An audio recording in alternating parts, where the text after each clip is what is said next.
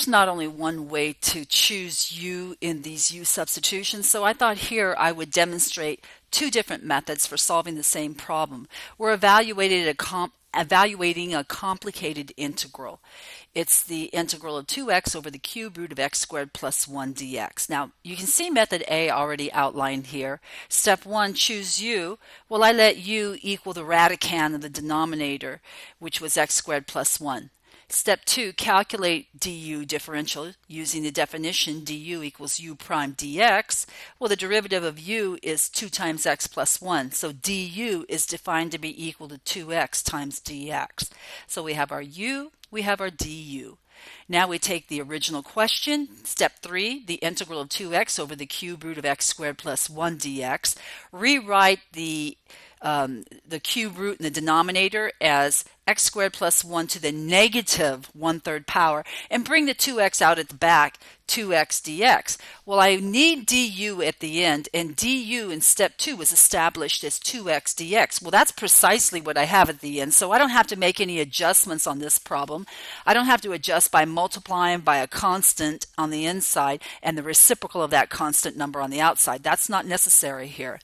I just recognize with the u substitution that what I'm doing is the integral of u to the negative 1/3 times du. So go ahead and use fundamental theorem in terms of u. The antiderivative of u to the negative 1/3 is u to the negative 1/3 plus 1. In other words, you're going to introduce a term of 1 in the written as 3 over 3. So negative 1/3 power plus 3 over 3 power gives me positive 2/3 power on u. And then before you leave that, you have to multiply the top by the reciprocal of the exponent 2/3. So multiply by 3/2. And that gives you your antiderivative using the power rule for antiderivatives. And then add the constant of integration c. And lastly, you want to replace u with what we defined it to be equal to in step 1. It's x squared plus 1. So our answer is 3/2 x parenthesis x squared plus 1 raised to the 2/3 plus c. Now compare that. In that method, we named u the radicand of the radical in the denominator, x squared plus 1. For method B, we're going to let u equal the entire radical that appears in the denominator, the cube root of x squared plus 1. Step 2, use that to calculate du. Well, it's the derivative of x squared plus 1 to the 1/3 dx. So what is the derivative of x squared plus 1 to the 1/3?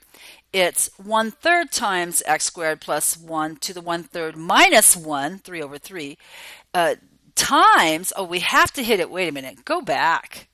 We have to hit it with the chain rule because this is a composite function.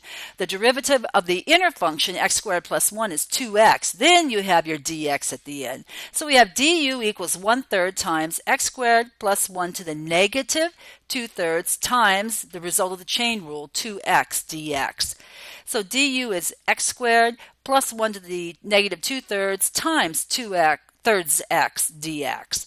Okay, step 3, go ahead and take the integral by rewriting the problem, integral 2x over cube root x squared plus 1 dx, as the integral of x squared plus 1 to the negative 1/3 power times the stuff that's left at the end, 2x dx.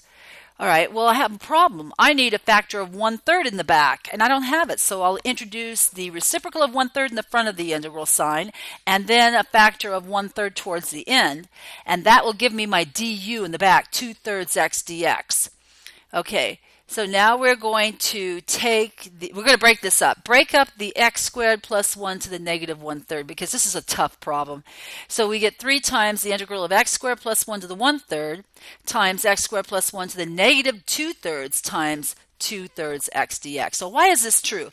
If we call the stuff in parentheses x squared plus 1, if we call that b, we know that b to the 1/3 times b to the negative 2/3 is b to the 1/3 plus negative 2/3, which is b to the negative 1/3. So that was a legal decomposition of that negative 1/3 power. So we have a u, that's actually what we called u, x squared plus 1 to the 1/3. And the stuff at the end is exactly what we got for step 2, du. So we have 3 times the integral of u du. Wow. It was like too good to be true after all that work. So that's 3 times the antiderivative of u, that's u squared over 2 plus c, which simplifies to 3 halves u squared plus c. And then going back to the definition of u in terms of x, we have 3 halves x squared plus 1 to the 1/3 quantity squared plus c. So it's 3 halves x squared plus 1 quantity to the 2/3 power plus c. So we got exactly the same answer for method B that we got for method A. But in my opinion, method A was easier. So if you start by choosing some value for you and it doesn't seem to be working very well for you, just try to backtrack and do it again using a different value for you.